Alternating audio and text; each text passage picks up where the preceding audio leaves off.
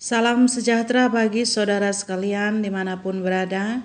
Firman Tuhan untuk kita Minggu 30 Januari 2022, Jeremia 1 ayat 4 sampai 10. Demikian firman Tuhan. Firman Tuhan datang kepadaku bunyinya, sebelum aku membentuk engkau dalam rahim ibumu, aku telah mengenal engkau, dan sebelum engkau keluar dari kandungan, aku telah menguduskan engkau. Aku telah menetapkan engkau menjadi nabi-nabi bangsa-bangsa. Maka aku menjawab, Tuhan Allah, sesungguhnya aku tidak pandai berbicara, sebab aku ini masih muda. Tetapi Tuhan berfirman kepadaku, janganlah katakan aku ini masih muda, tetapi kepada siapapun engkau kuutus, haruslah engkau pergi, dan apapun yang kuperintahkan kepadamu, haruslah kau sampaikan.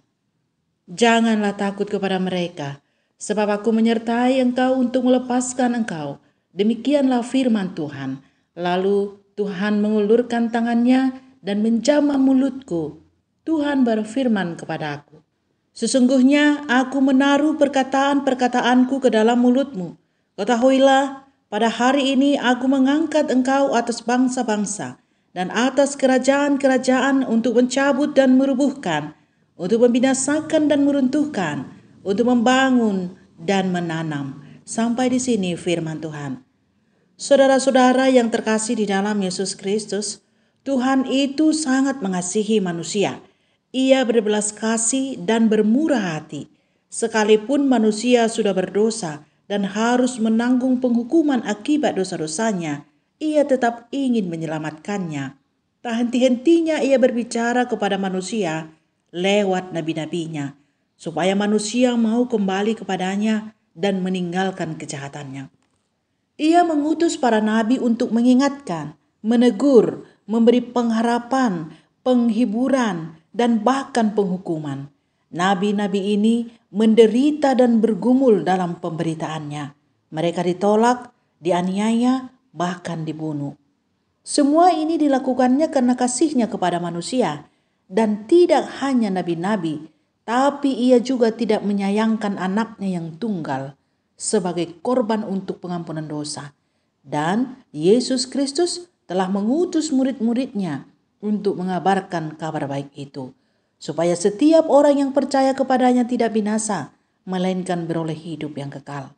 Pemanggilan dan pengutusan itu sangat terancana, dipersiapkan, diperlengkapi, dan disertai supaya mereka berhasil melakukan panggilannya, menyampaikan pesan Allah ataupun kabar baik. Seperti Jeremia ini, ia dipanggil Allah di usianya yang masih muda. Ia menyadari dan mengaku bahwa ia tidak pandai berbicara.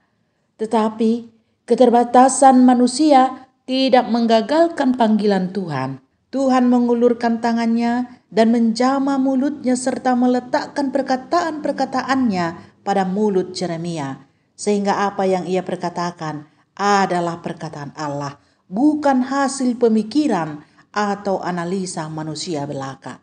Allah memberikan rohnya dan menyertainya untuk menyelamatkannya.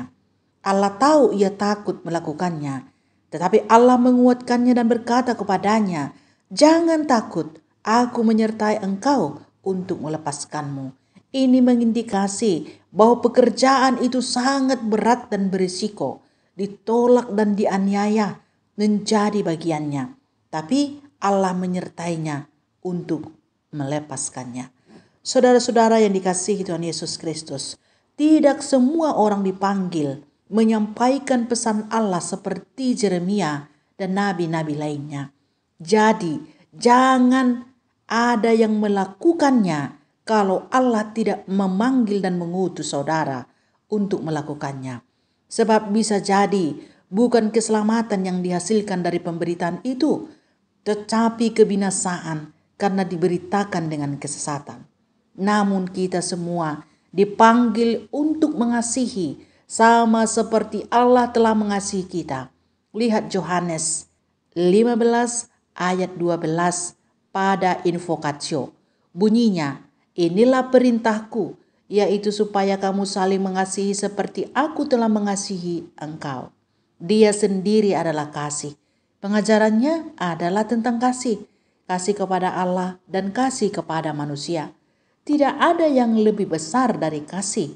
Paulus mengatakan dalam 1 Korintus 13 ayat 13. Demikianlah tinggal ketiga hal ini, yaitu iman, pengharapan, dan kasih. Dan yang paling besar di antaranya ialah kasih. Dalam Ogen 1 Korintus 13 ayat 1-3 dituliskan demikian. Sekalipun aku dapat berkata-kata dengan semua bahasa manusia dan bahasa malaikat, tetapi jika aku tidak mempunyai kasih, aku sama dengan gong yang berkumandang dan canang yang gemerincing. Sekalipun aku mempunyai karunia untuk bernubuat dan mengetahui segala rahasia dan memiliki seluruh pengetahuan, dan sekalipun aku memiliki iman yang sempurna untuk memindahkan gunung, tetapi jika aku tidak mempunyai kasih, aku sama sekali tidak berguna. Dan sekalipun aku membagi-bagikan segala sesuatu yang ada padaku, bahkan menyerahkan tubuhku untuk dibakar, tetapi jika aku tidak mempunyai kasih, sedikit pun aku tidak ada faedahnya bagimu. Ayat ini menunjukkan betapa pentingnya mengasihi dalam kehidupan orang percaya. Seperti apakah kasih itu? Kasih itu sabar, kasih itu murah hati. Ia tidak cemburu, ia tidak memegahkan diri dan tidak sombong. Ia tidak melakukan yang tidak sopan dan tidak mencari keuntungan dirinya sendiri. Ia tidak pemarah dan tidak menyimpan kesalahan orang lain. Ia tidak bersukacita karena ketidakadilan, tetapi ia bersukacita karena kebenaran. Kasih itu tidak berkesudahan. Nubuat akan berakhir, bahasa roh akan berhenti, pengetahuan akan lenyap. Saudara-saudara yang dikasihi Tuhan Yesus Kristus, kejarlah kasih, sebab mengasihi adalah perintah yang harus dilakukan. Dalam Matius 22 ayat 37-40 Yesus berkata, kasihilah Tuhan Allahmu dengan segenap hatimu dan dengan segenap jiwamu dan dengan segenap akal budimu. Itulah hukum yang terutama dan yang pertama.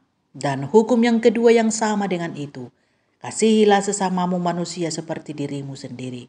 Pada kedua hukum inilah tergantung seluruh hukum Taurat dan kitab para nabi. Hiduplah dalam kasih, sebab yang hidup dalam kasih ialah yang berasal dari Allah. Seperti dituliskan dalam 1 Yohanes 4 ayat 7-8. Sebab kasih itu berasal dari Allah, dan setiap orang yang mengasihi lahir dari Allah dan mengenal Allah. Barang siapa tidak mengasihi, ia tidak mengenal Allah, sebab Allah adalah kasih. Kasih itu bukan dengan kata-kata atau lidah, tetapi harus dengan perbuatan dalam kebenaran. Lihat 1 Yohanes 3 ayat 18. Dituliskan demikian, anak-anakku, marilah kita saling mengasihi, bukan dengan perkataan atau dengan lidah, tetapi dengan perbuatan dalam kebenaran. Saudara-saudara, tentu mengasihi bukan hanya ditujukan kepada sesama, tetapi juga ditujukan kepada Allah.